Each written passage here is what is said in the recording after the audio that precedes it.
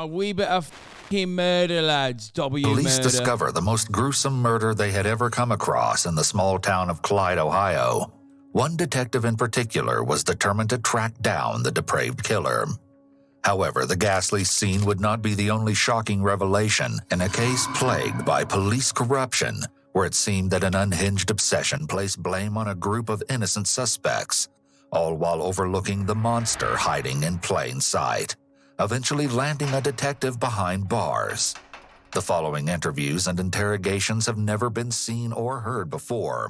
Ooh. They've been analyzed by a qualified team, including a licensed attorney, a licensed clinical psychologist, a former licensed professional counselor, and a licensed professional counselor. Fremont Police, do you have an emergency? Hi, I'll be over there in about 10 minutes to give you information about the woman that was murdered over there in Clyde. Heather Bogle was a devoted young mother working a graveyard shift at the local Whirlpool factory to support her 5-year-old daughter. It was a means to an end, as she was also pursuing a career in nursing in order to better support herself and her little girl. On April 9, 2015, surveillance footage captured Heather leaving the Clyde facility at 6:17 a.m. No one could have ever imagined that this would be the last time Heather would be seen alive. The crime itself was unthinkable, but even more mind-blowing was the tangled web of deception that would be unraveled during the course of the investigation. It was the type of case where nothing was as it appeared to be. Holy dude, Heather he's had a hyping this history of up so depression. much. Just 2 years prior, she'd allegedly attempted to take her own life and was prescribed the drug Bro, first minute, 1 minute and 50 seconds in, he spoiled the whole goddamn video, man. Lamotrigine. Dadgummit. Knowing this, after she went missing, her mother feared that another attempt may have been made, and a frantic search quickly ensued. It would only be 1 day before Heather's loved one's worst fears were confirmed. On April 10th, police located Heather's vehicle outside the Somerton Apartments on Hickory Street in Clyde, Ohio, prompting officers to believe that she might have been inside of the complex. However, they quickly learned that this was sadly not the case. They never anticipated that while searching Heather's car, they would open the trunk to find the missing woman's lifeless body resting inside. Jesus Christ. Authorities were barely able to stomach the horrendous wounds that Heather had endured, including various bruises and marks among her legs, arms, and face, indicating that someone had mercilessly beaten her. Not only this, but shockingly, her hair had been cut off at the scalp, and her fingernails were shaven all the way down to the cuticles. She had marks around her wrists and ankles, signifying that she'd been bound and tied. Ultimately, her cause of death determined to be 2 gunshots to her back, which punctured vital organs in her chest. Defensive wounds found on Heather's hands told investigators that despite the horrific... Bro, the way the narration works on this makes it seem like he is so hyped up for this level of murder. Like, he's just like, the murder was so sick. Like, that's what it seems like. My man, emote a little less, you know what I mean? Attack. She fought for every... They got the fucking Winamp guy. Winamp, it really whips the llama's ass. A dude to do the fucking narration every time. Last second of her life. Along with this, it was determined that her Galaxy Samsung cell phone, purse, a set of keys, and Whirlpool work shirt were all missing. The police, too stunned to comprehend the horrific sight before them, were now on a manhunt for the mysterious killer. But, unbeknownst to them, their window of time was closing by the second. Still, they had a lead. Heather had been facing a rather tumultuous season in her life. She was in the middle of a devastating breakup with an ex-girlfriend, Carmela Badillo, and the relationship hadn't necessarily ended on good terms. Both of the women had met during their time at Whirlpool, and they officially began dating in 2014. Throughout the romance, the couple would often fight over various subjects, but at the forefront were Heather's supposed allegations of infidelity against Carmela. It wasn't long before their issues would create a permanent rift between the two, and the year-long relationship would come to an end just 3 days before Heather's disappearance. In texts recovered through Heather's phone company on April 8th, the fury between the two was clear. In one message, Carmela stated, Last night wasn't something small, Heather. I have to make appointments with a cardiologist and was doing various tests all night. I thank God for my mom being there. She's the only one who will ever have my back and care about me. I would have never not been by your side. I don't ever in this lifetime want to speak to you again. Goodbye. Apparently, Carmela had faced an unexpected illness the previous night and requested that Heather come to her aid, even though they'd been broken up. But seeing as she had a shift to attend, Heather was unable to make it. In response, Heather wrote, I had your back. I couldn't lose my job. I'm already so far behind in bills, it's ridiculous. And I have nobody to help me out or even be here for me. And you kept pushing away. I wanted to be there for you. I honestly did and still do. But I understand I cannot know what is going on if you do not talk to me. But please do continue to take everything out on me. Following the breakup, Heather also texted her friend Jerry Avalos on April 8th, saying, I deactivated Facebook and all other social media. Literally never talked to my friends, couldn't even have a friend. She wouldn't allow it. It's a clear red flag when a partner tries to control who the other person can talk to or be friends with. It's important to remember that Heather was upset about the breakup when she sent this message, and it's possible that Carmela has a very different viewpoint on their relationship. When officers recovered Heather's body, they also discovered a shocking handwritten letter in the vehicle. It was one of passion and rage, each sentence more intense than the last. Unfortunately, it's unknown what was written, but every single word had been directed at Heather, almost as if they wanted to hurt her. To no surprise, the penman had been none other than her scorned ex-girlfriend. But this wasn't the only relationship that seemed to be falling apart for Heather, as additional texts showcased an obscene message from her brother, Josh Fiesel. Heather had recently failed one of her nursing exams, and Josh added to the upsetting occasion. He wrote, too stupid to pass the LPN exam, and called her a demeaning name. He also texted, low expectations of yourself, typical trash like your mom and dad. Josh's cruelty towards Heather was no secret to their friends and family. Could he have gone so far as to take her life? Well, the lead detective on the case, Sean O'Connell, had his eyes set on uncovering the answer. Arrest this man. I'm getting some bad vibes about this detective for no particular reason. You know what I mean? To this very question. However, as we will soon come to learn, his methods were far from the ordinary. Still, no one could have predicted the scandal that was about to unravel. Despite the varying fights with Carmela and Josh, it wouldn't take long before they were dismissed as potential suspects. I think As it the could hunt be for the the killer detective. continued, Guys, Detective O'Connell quickly located a new person of interest. Tenants had reportedly told the detective that they had seen Heather frequently visiting Building 240 of the Somerton Apartments, well before her body was found in the parking lot. It was believed that she would allegedly purchase marijuana from an unknown resident of the complex. When this information was discovered, Detective O'Connell began to dig and eventually found his new lead suspect, 24-year-old Keona Bohr, thanks to a complaint filed against her by another occupant. It alleged that the scent of marijuana was emanating from her apartment. Keona, a mother of two, was supposedly very nervous while speaking with police after Heather's body was discovered, and Detective O'Connell found this to be rather odd. Though she denied any involvement, O'Connell wasn't convinced. Despite this, following her discussion with the authorities, Keona wrote a series of strange Facebook posts, especially under the given circumstances. I can't believe this just happened, and doing 8 to 10 years for murder and pleading insanity could be seen amongst her account, only furthering the detective's suspicions. Not only this, but according to 2 residents of the Somerton Apartments, Keona was allegedly seen wearing the same red Mickey Mouse t-shirt that Heather's body had been dressed in, well before the tragic event. And lastly, Keona had been romantically involved with 39-year-old Julian Kaiser, who Detective O'Connell helped to put behind bars for 10 years on a first drug offense. It seemed that the evidence against Keona was beginning to mount. 4 days after Heather's body was recovered, Keona was interviewed by Detective O'Connell, and I think the main reason why everyone was probably suspicious of the detective is because he was doing the most to solve this. You know what I mean? Like he was going above and beyond. He's like, oh well, it must be this guy. Oh well, it must be that guy. Then like arrest everybody. I think he worked a little too hard.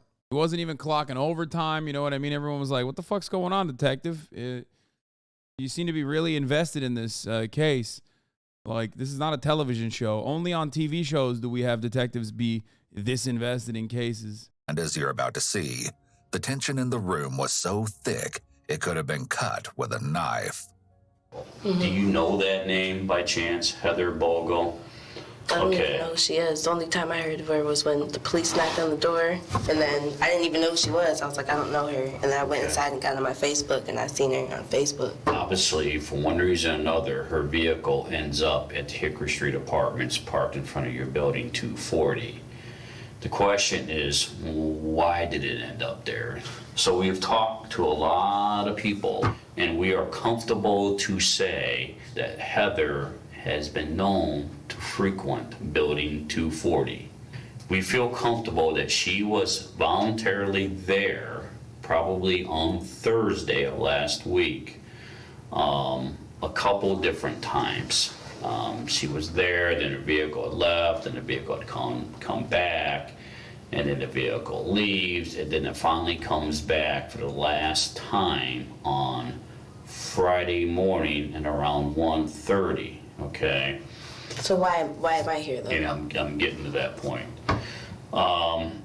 It's my understanding that Heather likes to smoke some weed. Okay, she does it on probably on a somewhat of a regular basis. She has to buy it from somebody. We know that we've had complaints on your particular apartment in reference to odor of marijuana coming from it from one time or another that led to the police knocking on the door and trying to figure out. Bro, decriminalization of marijuana really over cops. Nobody ever thinks about that. Like, how else are you gonna lock up like or suspect random black people for doing crimes other than blaming the scent of marijuana? You know what I mean? It's a big deal. Nobody ever talks about policing as an institution and the damage that like decriminalization of marijuana caused in many states, really. Police have never came to my door. If the police came to my door, they better have a report. The police never knocked on my door. There is a police report. They talked to me. They spoke to me. There's a police report on March 18th. Without going back and looking at their police report, I'm not going to say that they talked to you or not, but I know there is a police report. And there are incidents reports with management pertaining to the smell of marijuana coming from your apartment. So why hasn't anybody said anything to me previously? I don't My know. landlord, the police. That's a good question. That's I guess real sketchy because yesterday a white man came up to me and asked me, were you the one that they had got in trouble for smoking weed? It was smelling like weed in the hallway? And I said, no, that wasn't me. I don't even smoke weed. And he said, well, I do every now and then, whoop whoop, trying to get me to say something. So it was probably him that tried to call y'all. This is so silly. Possible. I mean, it's possible. This is crazy. Like, y'all just raided my house. I work at a nursing home. I'm a single mom with 2 kids. Like, this is crazy. I understand. Kiona comes across as quite self-assured. When someone is telling the truth, they may appear more confident because they know the facts are on their side. The detective should have built some kind of relationship with her prior to starting into questions about Heather.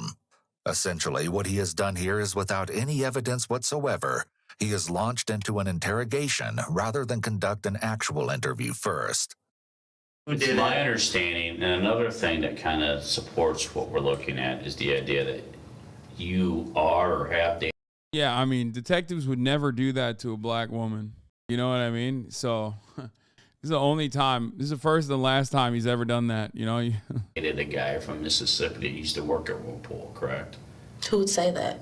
Well, I never dated anybody. Just because I talked to somebody, like... All right, so you talked to somebody, you associate they're not even here. They've been left months and months and months ago, so... Okay, what's months and months and months ago? Like months ago when they went home, we was never dating.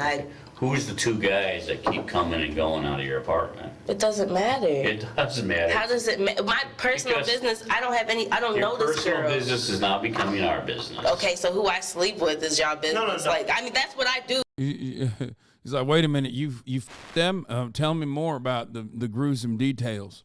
That's all I'm doing, so that doesn't have anything to do with this. That's what I'm saying. These are the questions that we're going to ask, and these are the questions we're asking. Okay, well, I mean, if I need a lawyer, I can get a lawyer, but I don't. I mean, I'm just saying. You're not charged with anything. We're investigating a homicide. If we can tie your apartment into a homicide investigation. You can't tie my apartment. You can. Maybe not. I don't. I know you can't. I don't even know this girl, so I know. Bro, he said we can tie your apartment to the homicide investigation. Like, yeah, I know that the law allows people to lie, but pretty wild to just like directly be like, no, we can tie you to the, investigation. No, we'll find a way, man. Chill. Apparently, 2 different men had visited Kiona at her apartment on various occasions in the recent past. As a Omar threat. Satchel and Kari Jeffrey. It wasn't long before Detective O'Connell considered them additional suspects in Heather's gruesome murder, and soon we will see exactly why that was. But this is the thing. That's why we're asking. That's why we're asking the questions. And if right, but you guys just raided my apartment. Yesterday when I went to my house and got that paper, my neighbors ran for me. Like, I'm out here killing people. Like, y'all just ruined my life over this because I smoked some weed. Like, this is crazy. Okay, we had probable cause to search your apartment. Okay, that's fine, but I'm just saying, like, that's. Right. I never seen this girl in my life. Don't know this girl, maybe you nothing. have, but maybe those who you associate yourself with have. Maybe people they associate themselves with. Did you talk to the previous neighbors that lived there? Why are you being so reluctant on wanting to tell us who you Because associate? y'all just raided my house and took my baby daddy to prison for 11 years. You know Y'all what it think sounds I'm like to me, Kiona? It sounds like you're withholding information. No, it sounds like this is ridiculous. There is an important distinction here with Kiona talking about getting a lawyer. She didn't unequivocally ask to speak with a lawyer, which is why the officer continued talking to her. If this case were to go to trial, Kiona's attorneys could have argued that this should have been interpreted as a request for counsel. But it's not incumbent upon police to clarify statements, and they don't have to stop an interrogation if a suspect makes an ambiguous statement about requesting counsel. This means that the burden of clearly invoking the right rests with the suspect. It's also important to note that though Kiona is being questioned by officers, she was free to leave at any time and was neither detained nor under arrest, which means that the Miranda requirements are not in play here. It also appears that the officer was allowing emotion to control him. It's apparent he did little to build rapport with Kiona, and the major example of this is by accusing her of having something to hide. The most important aspect of Reed is to effectively have officers be viewed as advocates, possibly even allies, rather than as adversaries. Instead, the officer should have engaged in asking more open-ended questions, rather than throwing multiple accusations at Kiona. By failing to literally be curious and invite Kiona to tell her story, the officer instead made judgments which shut down further discourse, and didn't do anything to win her over. It's not uncommon to see officers become frustrated during an interview or interrogation for a number of reasons. However, a much better strategy is to show the suspect a way out of the mess they find themselves in. This way out is generally couched as the truth will set you free. Most of the time, it won't set them physically free, but it can be a means to unload a burden via telling officers the truth. In these circumstances, officers emphasize remaining open and non-accusatory, even when presenting facts that contradict previous statements. This allows the conversation to continue. Y'all just ruined my life for some little. Yeah, we didn't ruin anything. This ain't little, it's a homicide. I mean, but I don't know anything about it. But this is what I'm. Apparently you do, because you're not telling us who your boyfriends are. I don't have boyfriends. Then who are the guys that keep coming and going? I don't know. It does matter, because we're talking about a homicide. I mean, am I being charged with something? Am I getting arrested? Not yet. Okay then. I mean, I can get a lawyer and come back. If you want to get a lawyer, go get a lawyer. That just tells me you got something to hide. I don't have. What the Yo, these guys are so bad at their fucking jobs, dude. These are supposed to be like higher tier cops too. Like, you know what I mean? Brother, you and this attitude that you are demonstrating is one of the best reasons to literally always have a fucking lawyer when you're talking to cops. Never talk to cops without the presence of a lawyer. This is it. This is the reason. It's not bad at their job if they know they won't get in trouble. I mean, no, they are bad at their jobs on top of like not being able to, regardless of whether there's no scrutiny on their behavior here, they are bad at their fucking jobs. Well, at least the detective is bad at his job because he's the real murderer. Spoiler alert. The officer is just fucking bad at his job.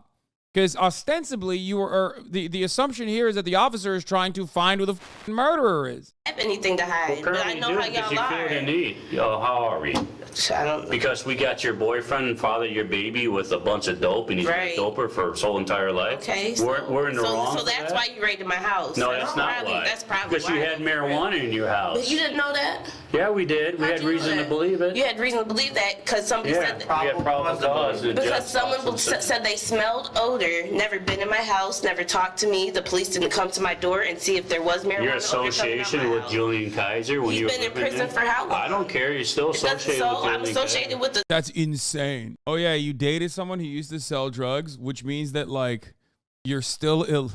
What the? That's wild to just like openly state that. All right, you know what? Do you want to talk or not? I don't want to talk. Okay, have a good day. Thank you. So you're now involved in a homicide Yeah, investigation. very good. Bro, he's just like using that as a thing. You know what I mean? Guess what? You're a black woman. You have no power here. Is the attitude that he has. The detectives may be misinterpreting Keona's reluctance to share the names of the two men. She's likely trying to protect her friends, but that does not mean they are guilty. It's also extremely manipulative for the detective to tell her that by asking for a lawyer, she had something to hide, when in actuality, he was just irritated that she was making a smart decision for herself. Nonetheless, the unrelenting pressure from the detectives left all parties in a state of frustration. But Keona was living a real-life nightmare, suspected of murder, and was now in a fight for her life. After the troubling interview, authorities were looking into the possibility of charging 3 people with the crime as they began to investigate Omar and Kairi. Omar, who had previously served prison time for home invasion and firearm charges, had allegedly sold marijuana to Heather, as reported by O'Connell, although this has never been confirmed. When police finally spoke with Omar, he supposedly admitted to having stolen a .380 caliber firearm from his fiancée, but claimed to have sold the gun to a resident living in Michigan not long after. Along with this, authorities allegedly found him to be in possession of unidentified pills and a pocket knife with a blonde strand of hair attached. In an interview with the Fremont News Messenger, Omar adamantly denied that he had ever met or known Heather, gravely pleading for his innocence. In a shocking quote, he described his encounter with Detective O'Connell by saying that, "Sean O'Connell told me I know it's not you, but I'll make it you." Of course, the detective would deny having ever uttered the threat, but the truth of the matter remains up in the air. Be that as it may, later actions by O'Connell that you'll soon learn of might have you drawn. I mean, I saw enough evidence, at least like with respect to his character, this detective's character, that like I believe it straight up. I mean, he basically said that to the other lady. Drawing your own conclusions. Omar also stated that during the days of April 8th through the 10th, when Heather was missing, he was residing at the Days Inn Hotel. At the time of Heather's murder, he claimed to have been visiting 3 separate bars in the Fremont area. However, wait, the detective is not the one who did the crime? It has also been reported that he was actually hiding at Keona's apartment in an attempt to evade an arrest warrant. Despite this, O'Connell was still extremely skeptical and supposedly insinuated that Omar could have still traveled from the various locations to commit the crime. Still, his focus shifted to his final suspect, 26-year-old Kairi. As a supposed friend of Omar's, Kairi was just as much on Detective O'Connell's radar, and he would do anything to prove their guilt. According to a source, Kairi was apparently seen throwing a suspicious black bag into a river on April 10, 2015, presumably containing a firearm. O'Connell asserted that the supposed gun was used in a homicide, potentially Heather's, and quickly released a full dive team to recover the weapon. But to O'Connell's dismay, the search would prove to be unsuccessful. Claiming that Keona, Omar, and Kairi were likely the murderers. Wait, does that mean that there was no gun that they could recover? Like, or did they recover a gun and then they couldn't find information on the gun? Like, just no bag, no gun, no nothing? The detective was still missing one important piece of information: the motive. Why would any of them want to hurt Heather, let alone kill her? Let alone kill her in this gruesome and incredibly personal way. The fact that they, like, I mean, you know, number one thing when you look at a murder like this, we're all murder watchers. We all are experienced murder watchers. Like, the killer definitely knew this person. Like, unless there is a serial killer around, like, you know, the 80s style, 70s style serial killer running around doing this kind of shit to other people as well, that is an incredibly personal murder. Like, scalping the person, shooting them in the back twice. There was clearly like back and forth on top of that. You know, there's defensive wounds. Like, it seems like this is like a very personal murder. Not even O'Connell could say, but suddenly, in the blink of an eye, another disappointment abruptly struck the desperate detective, and it would send the case in an entirely different direction. Underneath Heather's fingernails was a small amount of DNA. The results were shocking, concluding that neither Kiona, Omar, or Kayri had come back as a positive match. In an instant, their names were cleared. Oh, At least, big bummer for the detective. He's like, oh man, I tried to log up as many black people as I could in proximity to this car that this vehicle that we found with the body. And it really destroyed my case, you know? Oh man, I hate it when that shit happens. at least that's what should have happened. Instead, O'Connell stuck to his original God. claims, not stopping to even ponder the possibility that he might have been wrong. What the But his delusions would only lead him further away from the actual killer. This just goes to show how detectives can sometimes develop tunnel vision and narrow in on a suspect, while ignoring other possibilities. Bro, this is not narrowing in on a suspect, man. Did this guy do the murder himself? Like, I thought that was the case. Now chat's like debating me, saying that's not the case. I'm like a little confused about what's happening here. But like, this isn't just tunnel vision. This is a guy who's going extra hard on like as many black people as he can. He's like, oh, there were black people in the vicinity of the car that we recovered the body from. So seems like case is open and shut. Despite sufficient evidence, O'Connell had already spent a lot of time on the premise that Kiona, Omar, and Kayri were involved in Heather's death. He may have been afraid that if he admitted his mistake, he would look incompetent to both the public and to other members of law enforcement. In addition, he was likely experiencing a psychological principle known as confirmation bias. This means that people are more likely to accept information that supports what they already believe, and, on the other hand, may discount information that doesn't align with those beliefs. With this in mind, Or he could have been racist too. I mean, I just think like how quickly he jumped to her is very weird. just over a year later, Kiona is demanding answers. I just want to know when y'all are going to tell her that I'm not involved in this and I can clear my. She's saying she knows that her DNA won't come back. It's at what point do we say? What point are you going to tell the public that I'm not explaining? For a year, the detective would supposedly harass Kiona, frequenting her place of work with additional officers. What? At one point, he apparently gathered Kiona's co-workers for a meeting, although the subject of the matter has never been reported. It wouldn't be too long before the single mother found herself out of work while struggling to make ends meet. Every job interview for a new position was to no avail, and What? it seemed that O'Connell was never going to let her out of his grasp. These were likely acts of intimidation on O'Connell's part, which is a form of manipulation. He may have believed that he could scare Kiona into confessing, which would have been coercion. Yet, after securing a lawyer, Kiona was able to restrict her contact with the detective, but that wouldn't stop O'Connell from allegedly speaking with her acquaintances. In an interview with the Sandusky Register, Kiona recalled a time when she traveled to her local tattoo artist and was startled to learn that after she left the establishment, Detective O'Connell had allegedly made his way in to speak with the artist. Other accounts recall that Bro, this guy was just like stalking her. Like, what the fuck? Okay, this isn't like police work. Okay, the title is app. The detective is a criminal. Okay, the detective is like, at this point, the detective is doing crimes. There's no more murder investigation. He's just like, yeah, I took matters into my own hands. Like, I'm just gonna harass the out of this person. the detective apparently had residents of the Somerton apartments act as informants for the investigation, hoping to gain more details on Kiona. I'm not here to say that you did do it, and I'm not here to say that you didn't do it. Okay, but I know for a fact that you guys got my DNA back and there's no matches. I know for a fact that you guys went through my phone record, there's no matches. I know for a fact that y'all been looking at my Facebook. Okay. There's nothing. I know that. Keona's suspicious Facebook posts, as previously described, had actually been in response to Julian's prison sentence. And not only this, but she had never been in possession of the Mickey Mouse shirt found on Heather. Regardless of these revelations, the detective pressed on. Yeah, it is what it is. If you're not involved, then you're not involved. Okay, so when you gonna clear me though, because me and my kids are When we're comfortable to be able to say for sure that it's not you.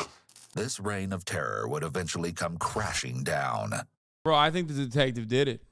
I'm sorry.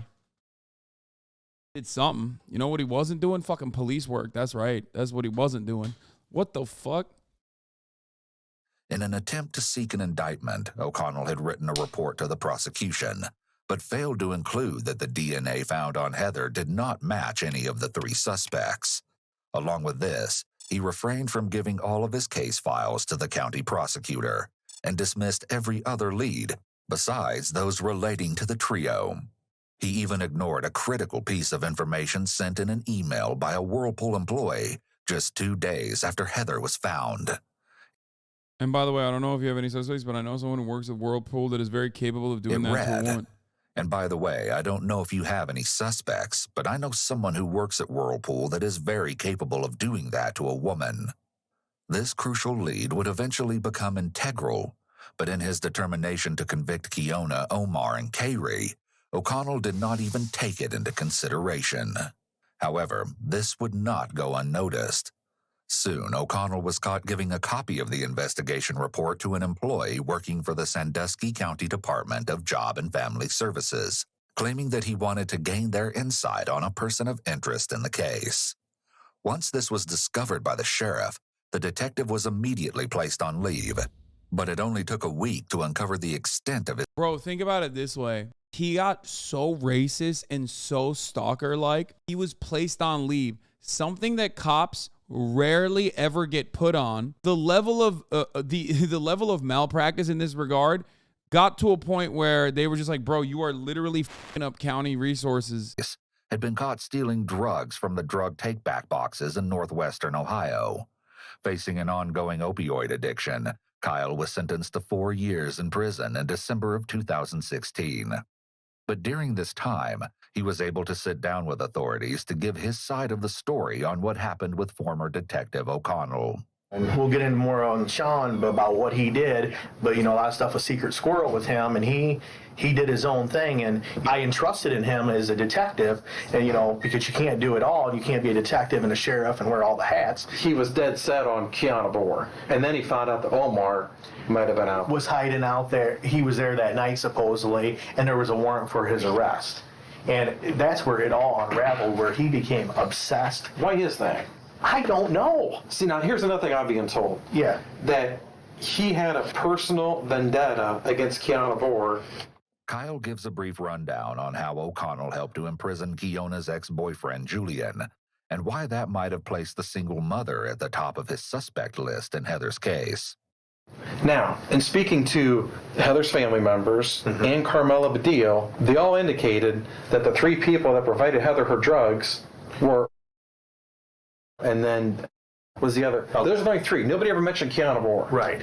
So I don't know how he's getting in and going Keona Boer, and he's making that up. Right. And correct? Yes. All the while, residents across the community were stumped when it came to who might have carried out such a gruesome crime. And some were inclined to leave their thoughts on the most popular social media platform, Facebook. For Ohio. One user wrote a post insinuating that Carmela, Heather's ex-girlfriend, may actually be the one that authorities were looking for. The sad thing about this is just a few days after it happened, my brother worked with a guy who no longer works there with him, but he stopped over and told me his sister and Heather had a thing, and that she might have had something to do with it. I called O'Connell to report what I was told at the time, but nothing was done.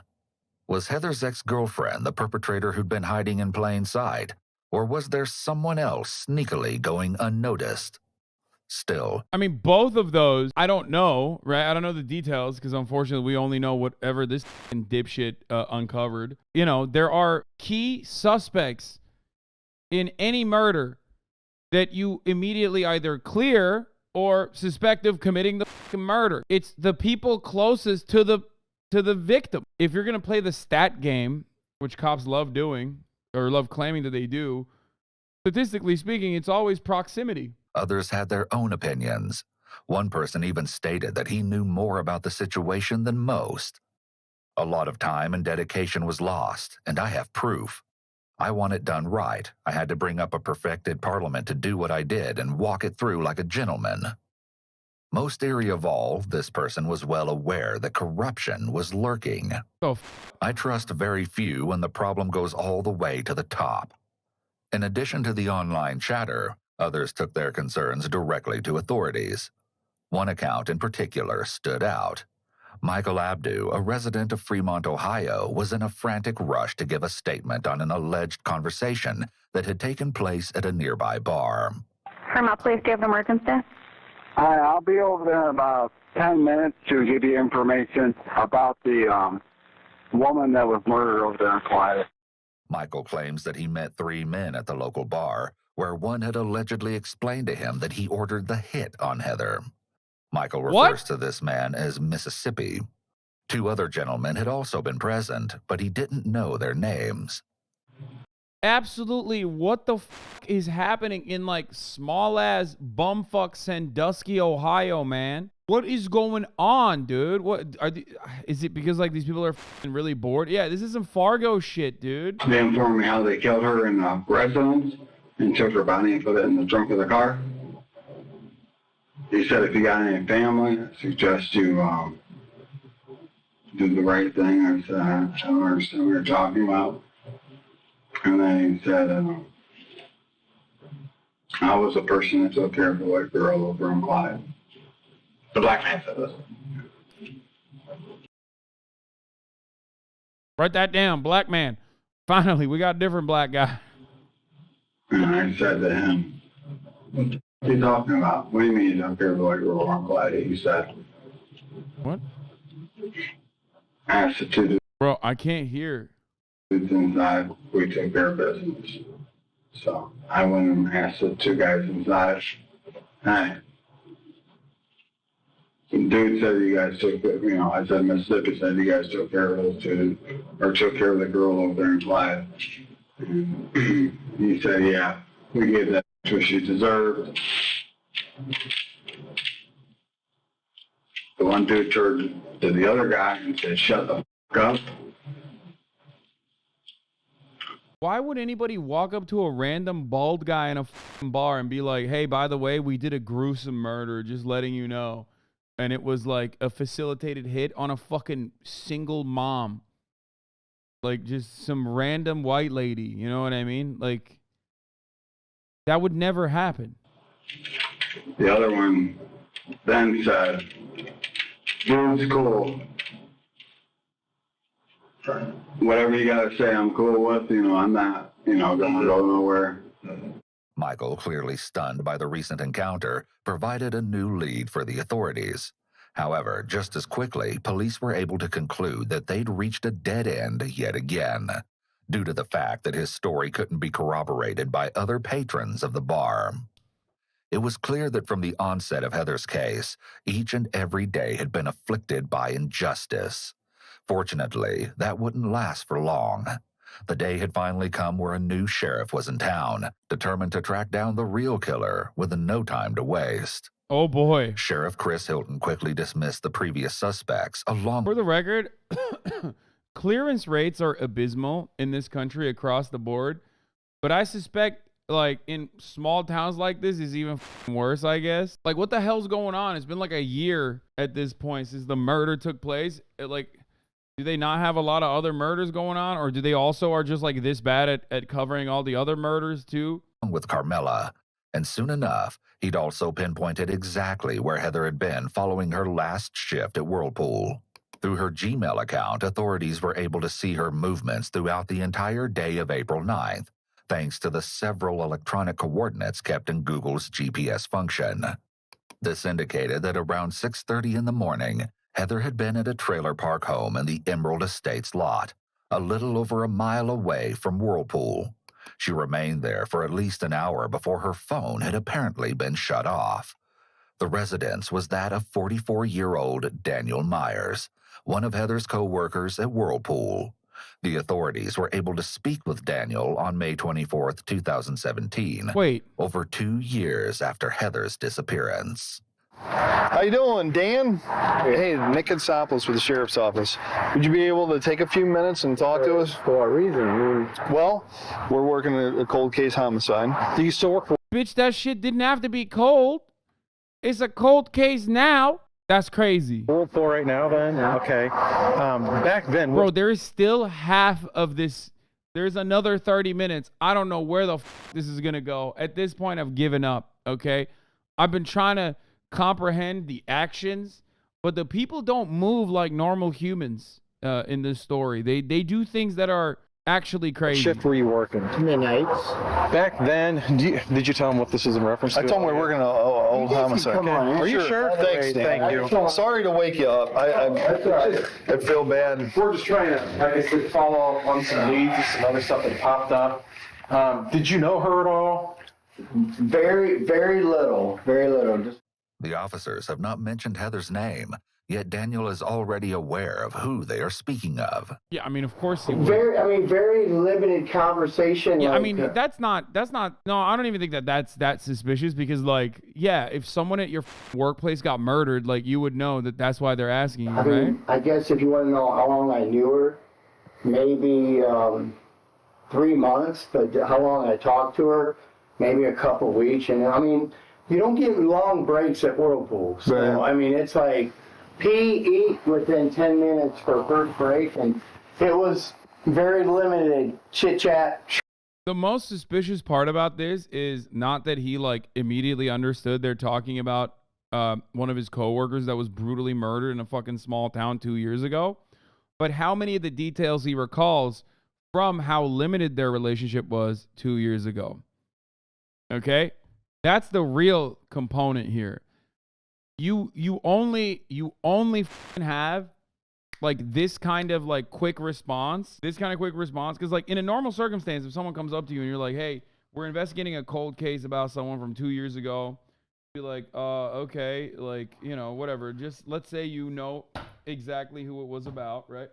Bro, these fucking flies are getting stronger. Like, did your mom open all the windows again? Yes, Mom. Even the chat knows. Oh, you're really annoyed with the flies? Okay, close all the windows, please, and the doors. Yeah, people in the chat are saying, you know, Anne's home when Hasan is sniping flies nonstop. Okay. Did you work in the same area as her? Yes. Okay. Daniel claims that he and Heather had never talked outside of work and primarily discussed their children while they were on their breaks at Whirlpool. She was just a sweetheart. She was very concerned about her kid, worked hard. She was always sweeping whenever she wasn't doing it. I mean, it was sad. I guess it's a little odd that, you know, you guys are... Well, here's what I know it's cold case and you guys are just, you know, grasping at straws trying to... We want to try our best. Right. And a part... Bro, the cop talking to this guy who, like, someone has, like, emailed could be the guy who, you know, there's at least, like, some connection to the fucking victim. The way they're talking to him is like, I'm so sorry to bother you, sir. I love you. You seem like a great guy. You know, you're my best friend, actually. Can't wait to play pickleball with you later. Like, where is this energy when you were talking to the three random black people that you handpicked? I know it's not the same cop, but it is pretty fucking insane. Part of what we've been doing when we interview people, we've been collecting DNA buccal swabs. It's basically a Q-tip. This is a little thing, and then we're off on our way. Would you be all right with that? There's no reason why I would have to do something. Oh, you don't have to. No, this is part of... If there's an issue, I'll get an attorney or something. I didn't know really the lady or anything like that, but... Nobody's saying that. This is just part of... Remember, the other cop literally was like, if you hire an attorney, even though I'm unjustifiably saying that, like, basically implying that I can make your life a living hell and have made your life a living hell, that means you're criminally liable. You're probably guilty. This guy's like, oh, I'm not going to give you a DNA swab. F you. And the other cop's like, oh, sir, we love you. Can I kiss you? I think you're such a good guy. Let's go to church together. Don't give me no DNA. Don't worry about that. Just part of being thorough in what we're doing. I'll pass until there's some issues to where, you know, I'll get my attorney and see what he has to say. Thank you for the 10. Give this I'm up. going to pass on that. The detective is trying to make Daniel more comfortable by mentioning how they ask everyone to provide a DNA test so that he will be more inclined to agree. And while every single person had supposedly agreed to the buccal swab, Daniel is the first to say no. But there was a good reason behind his unwillingness to provide a sample. 2 days later, authorities went knocking on his door once again. We need to follow up a little bit more in regard to that. All right. Because you came off work that morning, right? Right. Okay. And there was nobody else in your trailer at that time. Right. Right. Yeah. There was nobody else living but you at that time. No. And then Heather was down in the area. Well, I don't know. How would I know that she's down? Well, you're at the trailer and she's at the trailer. So that's what we need to get cleared up. And we know this. She wasn't in my trailer. There is no way she was in my trailer. She was in your trailer. Okay, well then you're going to have to show whatever that she was there. The first time he says she wasn't in my trailer, Daniel ends with upward inflection, as though asking a question, not making a statement. The second time he says it more forcefully. It's almost like he had to ask it as a question first, so he could repeat it to deny it. We know people struggle with outright lies, so this was likely a way to handle his nerves when deceiving the detective. Someone who is wrongfully accused of something is more likely to deny it using a firm tone of voice. An innocent person may even become a bit hostile. However, Daniel gives a quick and weak denial, and not only is his evasive response more than a little worrisome, but Daniel was also hiding a mountain of disturbing secrets, and his true atrocities were about to be revealed. I don't like when they do I that. just don't know what But you know Heather better than what you're telling us. No, I did not know Heather that well. I didn't. There is no way. Okay. I don't know anything about I know like the inflection or whatever is pseudoscience. I'm sorry. This right here, but no, I did not know Heather. Like, come on. That's like a E-Rob level voice break, okay? That is the guiltiest fucking whine I've ever heard in my entire life, dude. Look at this. No, I did not know Heather that well. I didn't. Come on, dude. He's squealing like a piglet, dude. I would fucking arrest him on a vibe check. We will vibe check police. Vibe check police. You're going to jail. There is no way. I don't know anything about her. Just a basic conversation that we had when we sat for a very limited break. That's all it was. Remember, this is literally 2 years ago. The fact that he has this level of detail, ready to go, fired up, you know that's suspicious. Okay? That's more suspicious than his voice crack even. The fact that he's like, holy fuck, he had a script for 2 years. And he probably thought, man, these cops are so fucking dumb. Holy shit. Is crazy. What her car looked like, right? Yeah, I knew what it looked like. No, I didn't know what it looked like. I knew from the news, from online, Facebook. I mean, there's pictures from that's on the Facebook about the car with, going by Miller's. There was a vision of a car. I mean, right. Yeah, I mean, it's common knowledge. I mean, even the news was showing her vehicle, but I've never seen her vehicle personally. We didn't draw your name out of a hat and show up at your door. Okay. So we're here asking you to help yourself out. Let us know what happened. Detectives are taught to never reveal to suspects what they know, and in addition, they want to give off the impression that they know more than they do. This accomplishes multiple things. For one, it allows officers to catch suspects in a lie. And two, suspects are left wondering how much police know. They may believe that police do know more than they actually do, which makes it more likely that they will let something slip. The officers further explain to Daniel that they are well aware of his involvement, but they want to hear from him just how that came to be, and more so, what exactly happened on that fateful day. She was never at your trailer before? No. Never? No. Okay. There's nothing for me to tell you. Daniel maintains that Heather was never at his trailer. However, he does give some information relating to what he discussed with her on April 9th at work that day. After failing her nursing exam, she was already feeling down on herself, but the cruel text she received from her brother had only worsened these emotions. When Heather saw the message from Josh around 3:44 a.m., Daniel was supposedly the shoulder that she would cry on. He states that nothing more happened, but as police would soon learn, this couldn't be further from the truth. Oh, dude. Following the intense confrontation, they informed Daniel that there is a warrant for his trailer in addition to his DNA. From here on out, Daniel would be unable to hide the monstrous lie that was masked behind his seemingly normal facade. However, what you're about to see is more shocking than you could ever imagine. I don't like that. Taking a closer look, authorities were stunned to learn that Daniel had apparently mourned the loss of Heather. He attended her funeral and signed the registry book thereafter. Bro, this guy literally put a fucking billboard being like, I'm the murderer. And the cops were so busy trying to arrest like random black people that they literally just missed the billboard being like, I'm the murderer, by the way. Just like that fucking email. Holy shit, 2 years, man. To pay his respects, even going out of his way to donate $125 to the GoFundMe account of Heather's family, writing a now disturbing message. Heather, you were such an amazing person. Although we've only known one another for a short time, I've come to appreciate our talks about our kids. I'm distraught that there will be no more of your smile at work. You will always be in my thoughts. Your daughter will always be in my prayers. God bless you, little Missy. Danny and Ethan Myers. Apparently, he had also posted to Facebook that he was unable to eat or sleep due to the frightening situation.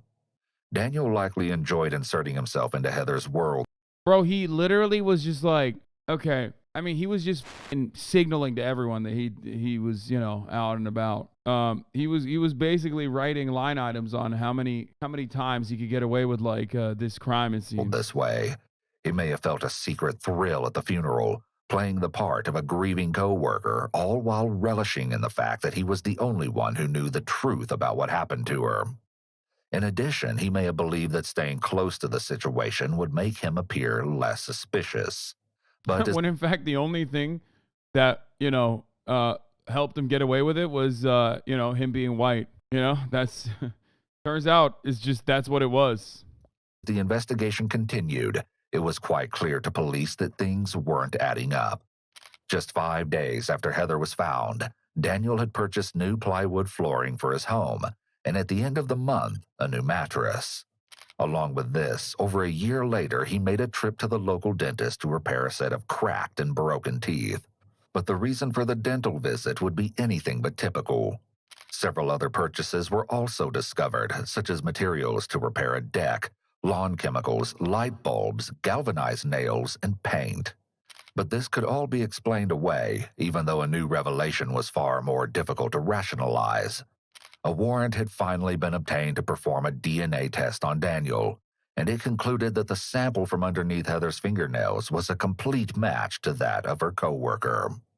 Over 2 years later, the truth of the devastating matter would finally be revealed.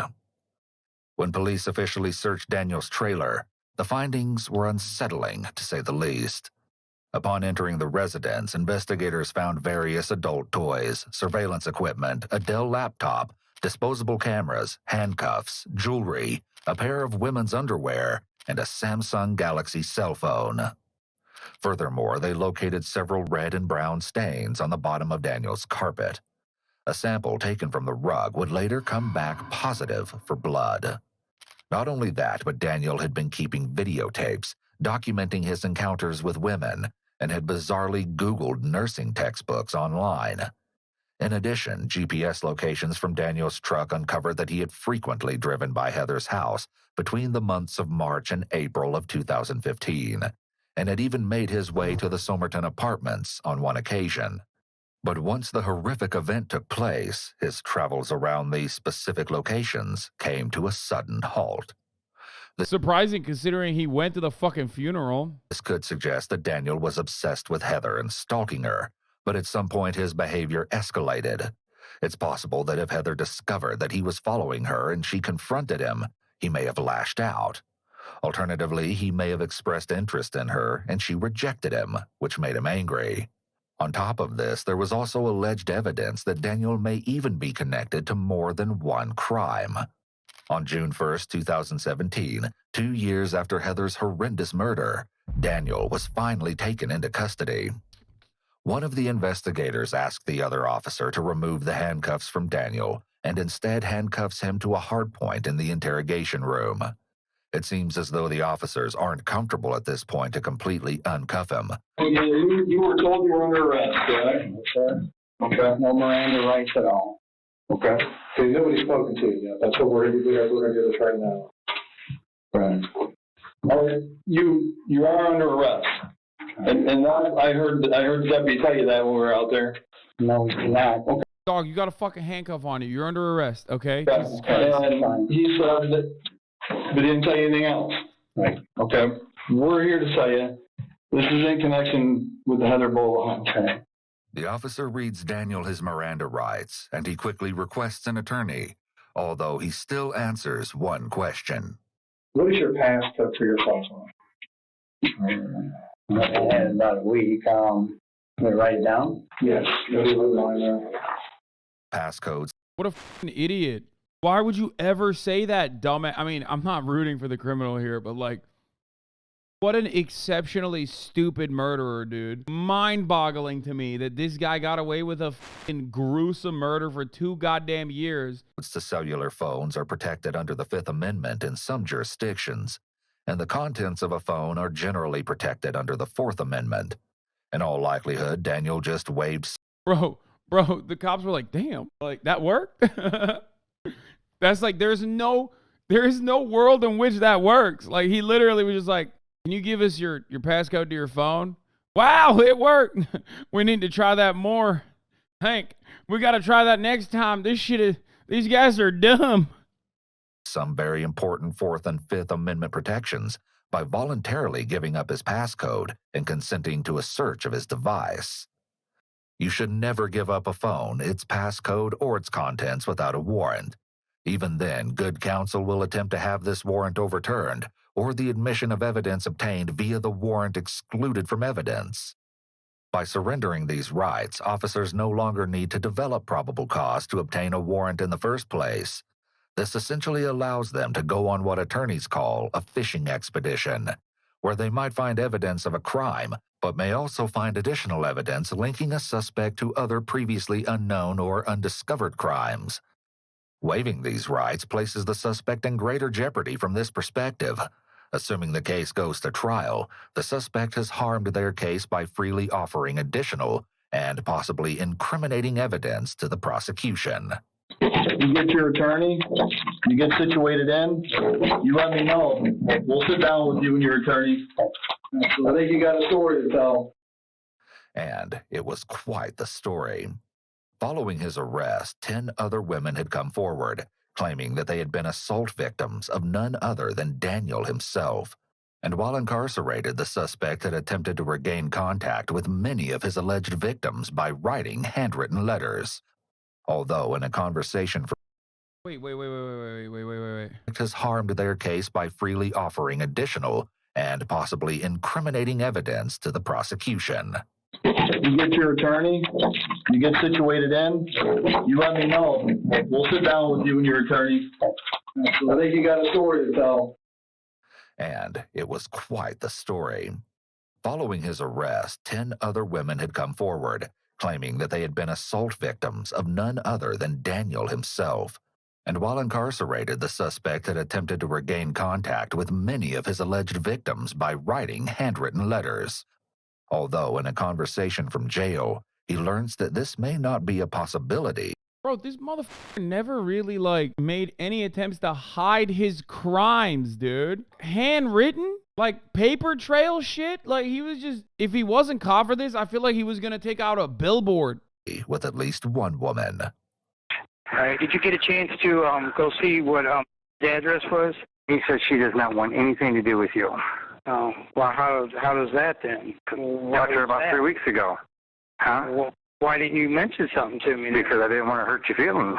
Well, it don't hurt my feelings. I just wanted to send her a card, but she said don't, because if you do, she'll get you for harassment. I mean, a lot of these women that you want to, you're trying to contact, they're scared of you. Right. You know, I don't know, Danny. I don't know what you want us to do. All right, well, enough said. In one of the letters Daniel wrote, I mean, this is like Twitch stalker behavior. You know what I mean? Like dudes who stalk like Twitch streamers, like this is how they think that they have like a relationship. But he had it with like 11 people. so many emotions in one. Not sure why I'm writing now. First off, I guess you really... Okay, I'm sorry, but his handwriting is quite nice. That's unrelated to the issue at hand, but holy that's a beautiful cursive. didn't know me after all. I was never violent with you. You enjoyed my forcefulness. You told me many times.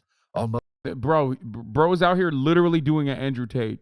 Like, this is Andrew Tate WhatsApp messages to his victim. Most instructed me on what to do. You always told me you liked to be held down. Maybe your memory wasn't as good as mine. As the note continued, Daniel insisted that the unknown person was in favor of his disturbing actions. Although it hasn't been documented if Daniel was ever diagnosed, people with antisocial personality disorder often engage in this sort of emotional manipulation of their victims. They will attempt to persuade the victim into believing that they were at fault for the abusive actions. They're highly skilled at making victims doubt their own sanity along with their own memory of events, as Daniel is doing here with this letter. This is called gaslighting. In this case, he doesn't want anyone testifying against him, and he can't try to scare them into submission from his cell. So he needs to use his words to manipulate them into thinking they are wrong about what happened.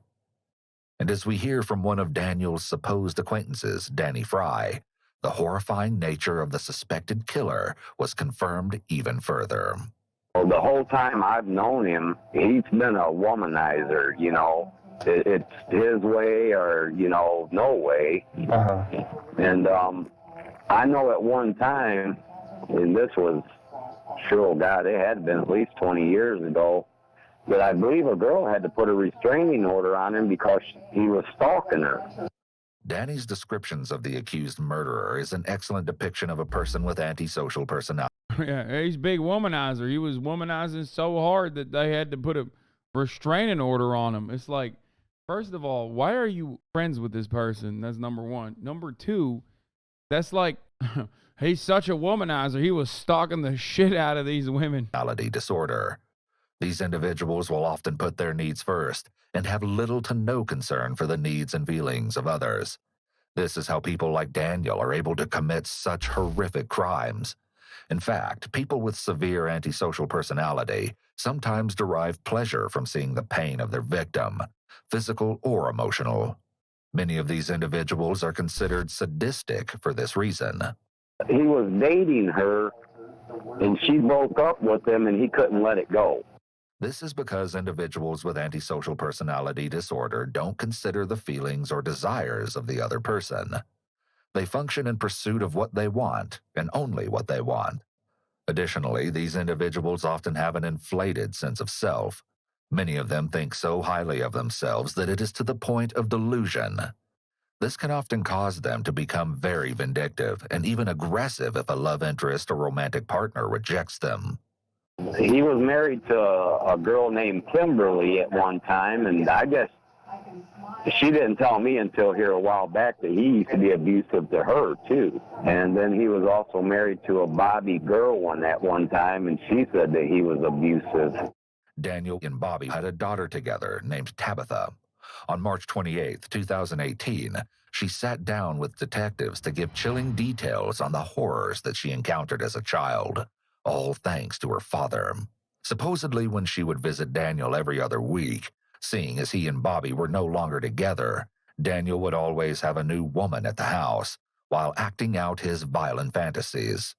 To no surprise, the women were allegedly under Daniel's rule, whereas he would punish them if he didn't approve. This is just demonizing people with mental health issues. What the dude is just a POS. It's not that he's antisocial. Like, there's plenty of antisocial personalities who don't do chatter. Antisocial personality disorder is a very specific term, colloquially known as sociopathy or psychopathy. Okay, that's what that is. That is actually a correct assessment. It doesn't mean someone is antisocial and like doesn't or introverted. Not just like, oh, this was a shy guy. It's a very specific term, and it's the correct term in that situation. They also openly admit that they didn't that this person wasn't diagnosed with it, but they went to a clinical psychologist to diagnose or to make this assessment. Yeah, it just means that they, as this chatter correctly points out, that they are neurologically incapable of feeling empathy. Their clothes or hair and take them to his bedroom. Once the door closed, Tabitha could supposedly hear the blood-curdling screams coming from inside of the torture chamber. It was something that she would never forget. When he dated, you know, he was dominant. You know, they done what he told them to. No firsthand knowledge or witnessing anything like that. No, I've never seen him physically hit a woman or nothing, you know, just what they've told me and, you know, things like that. Okay. And then I don't know if my sister told you, but she had told me, I think it was beginning of the summer or whatever, that he tried to handcuff her to a chair. He paid her to come clean his trailer, and he tried to handcuff her to a chair. Wow. You know, yeah. Bro, I feel like this is the type of shit you should probably let cops know about. Like when it happens, you know what I mean? Not like later. Like this guy is just like this guy is just like leaking shit after the fact, and it's insane to me that he's just like, yeah, this guy's a real bad guy. He murdered people left and right. You know, he was a real womanizer that way. He was out there murdering so much. We kept saying, hey man, you're a real big murderer. We love that about you, you know, but like, why is he so fucking chill? What the he was on his radar? Yeah, he's like, hey, cops like, dude, hold on. We got to write this down. He's like, well, you know, there's a lot to write more about. I mean, she did have bruises on her, you know, her wrist and stuff. He also claims that Daniel would use derogatory terms when referring to his girlfriends, basically to the point of dehumanization. This suggests that Daniel may have had a paraphilia-related mental disorder known as sadism, where an individual gains satisfaction when causing pain or fear in their partner. On top of this, psychopathy and sadism are linked, although the cause of this is unknown. But as we creep a little further down this twisted path, we learn that Daniel's crimes were darker, and there's a chance that Heather wasn't his only victim. Did you know Leanne Sluter? No, I did not. Okay. Yeah, there was about 5 or 6 years there that me and him didn't talk because my house got broken into, and some people told me that it was him because they seen him walking from behind my house that night. Leanne Sluter, a girlfriend of Daniel's from years earlier and the mother of his child, Ethan Meyer, had tragically taken her own life back in 2009. Or at least that's what authorities concluded based on her sudden death. But others believe that to be an utter and complete Bro, hello? That's a cold case too, I think. lie, especially Leanne's sister, Lori Ann Haley. In 2009, Daniel had apparently walked into Leanne's home, finding her lifeless body resting on the bed with a single 20. Bro, this is like, you know when like a fucking piece of shit cop that was like, you know, planting evidence gets caught, and then they look through all of their prior clearances, you know what I mean? They look through all their prior convictions, right? An arrest record. And sometimes if you have like a woke George Soros DA, they'll conduct an investigation and actually realize that like half of those motherfuckers were literally innocent, and they'll release them. That's what they should do in this situation with this fucking guy. I mean, what the hell? .22 caliber rifle gunshot wound to her chest. I brought my son home to his mom because we had the weekend deal, and I was here like an hour ago, and she answered the door. I'm like, well, maybe she's in the shower. So I went back home. Well, I had a key to get her home, and I came in, and... Bro, motherfuckers act like RoboCop when you got like any kind of weed on you. But like when you're When you're out here doing like multiple murders and shit, routinely abusing women and shit, like cops are just like, oh, I can't see nor hear anything. I don't know what's going on. This guy seems very innocent to me. Let's let him go. Shoot. Finding someone come out here ASAP. When someone starts telling an elaborate story during a 911 call, this is a major red flag for deception. Most people who find a dead body would request help right away and then answer pertinent questions that the operator may have. I mean, that's not enough to fucking convict someone, but it certainly is curious. Rather than delivering a monologue about how they came to find the scene. It already sounds like he's potentially building up an alibi. But the barrel of the firearm had been exceedingly long, and the trigger would have potentially been too far to pull had it been facing towards Leanne. Not only that, but the gun was resting quite neatly beside her, almost as if someone else had placed it there after committing the ultimate crime. However, there was also a note supposedly written by Leanne that Daniel had kept hidden away. Part of it reads, I have loved you unconditionally without waiver, and all you ever did was use me as a bank, kick me to the side when the next best thing came along. All I ever wanted was to just die so that the hurt would stop. The note had supposedly been written in Leanne. Bro, when I see stuff like this, like, listen, LAPD is dog shit, $8 million a day burn rate. Like, they're horrible. And then I see a whole new level of incompetence when I look at, like, small town police departments that have, like, armored personnel carriers and, like, just fucking, you know, minefield clearance devices and shit just for the sake of funsies to have it. And then this is the way they're operating. Handwriting is reported by authorities. But even if the note did come from Leanne, there's no way to know that she did so of her own volition.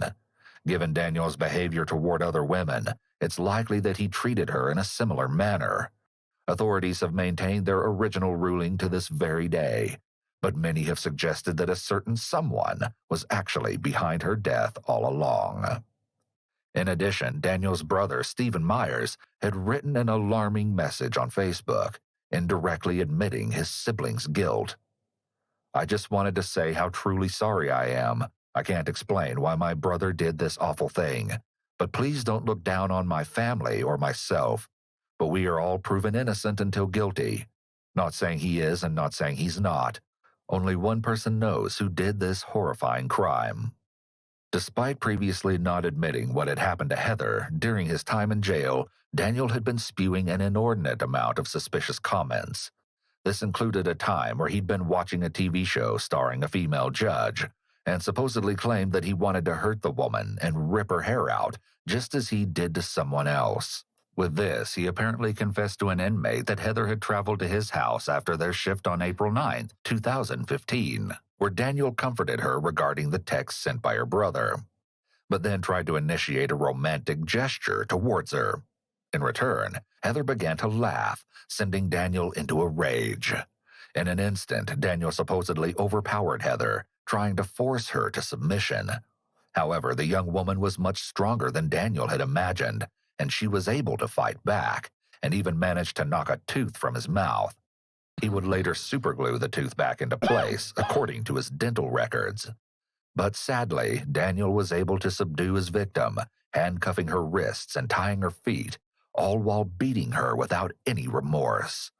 Eventually, he would end the young woman's life with 2 gunshots to the back, place her body in the trunk of I'm surprised the police didn't rule that a suicide, you know what I mean? car, and drop the vehicle off at the Somerton apartments. The truth had once and for all been uncovered, but the brutality of the murder forever remains one of the most shocking events in that small Ohio town. Yet this case doesn't end here. What? On February 1st, 2019, within days of starting his trial, Daniel was found face down in his cell, prompting a medical emergency. You doing all right, Dan?